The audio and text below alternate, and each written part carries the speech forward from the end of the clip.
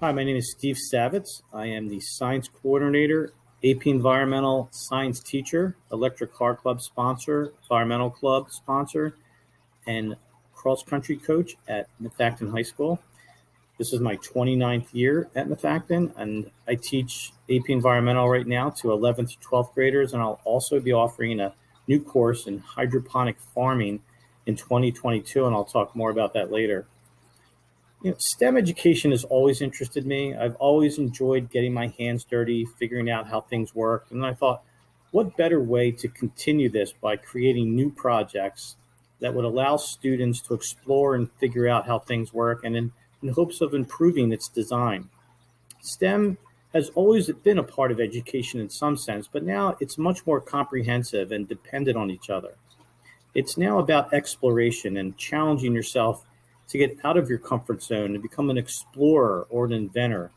It offers opportunities for students to collaborate and brainstorm, research, design, and learn from their successes and failures.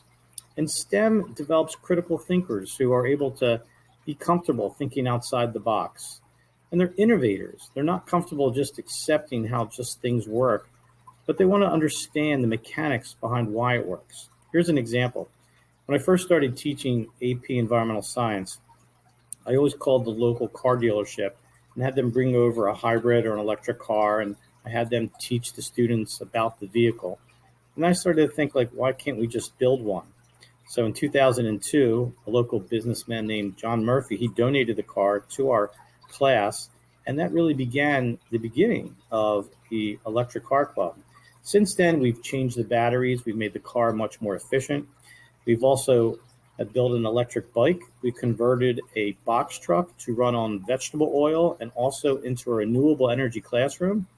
We've also put solar panels on top of the box truck to allow it to be able to charge all of our electric vehicles wherever we're at. And at this moment, we're in the process of building a new electric car from scratch, which is from a Triumph Spitfire. We've been working on that for 2 years, and that's been an incredible project. Students, by doing this, gain a better understanding and appreciation by designing and developing and thinking through processes as opposed to just listening to how things are done. This was the motivation behind having these students work on these electric cars. I've had many students email me after they've graduated telling me that they've majored in STEM-related fields. Some even at this time working for Ford designing electric cars or for SpaceX. And there's nothing better than watching the students of the Electric Car Club become teachers at all the events that we go to. By working on the cars, they've gained knowledge and they become experts in certain areas, which allows them to help teach others and answer questions. They enjoy sharing their knowledge from these projects. Another example of STEM is the idea of this freight farm course that I've had. Recently I showed a CNN clip to my AP Environmental Science class, and it dealt with problems in farming with different areas of the world that have poor soil or weather. And this one company bought a freight farm, which is a hydroponic farm that allowed them to farm in any conditions.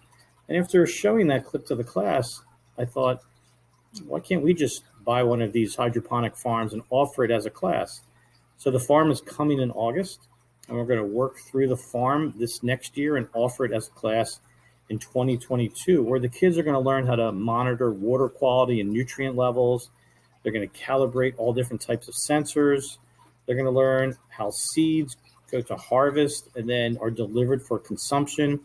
They'll also be performing labs on chromatography, transpiration, just to name a few of them. They'll do independent research projects. They'll learn about statistics and data analysis.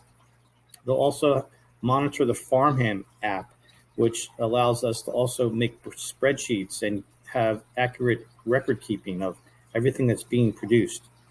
And they'll also be a part of building our logo and our business card and our pamphlets and social media and programming.